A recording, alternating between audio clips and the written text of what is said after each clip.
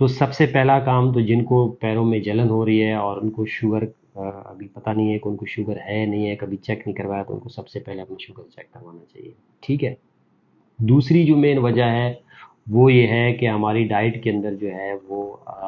Vitamin B 12 की कमी होती है, जिसकी वजह से ये नर्व जो है वो डैमेज होती हैं। विटामिन बी 12 का जो मेन रोल है वो यही है कि वो जो नर्व के ऊपर शीत होती हैं उसको ये जो है वो मेंटेन रखती हैं और उसको हेल्दी रखती हैं, और उसको बनाने में भी किसी हद तक विटामिन बी 12 का जो है वो रोल है। अब अगर आपका विटामिन बी 12 बॉडी के अंदर कमी होती है,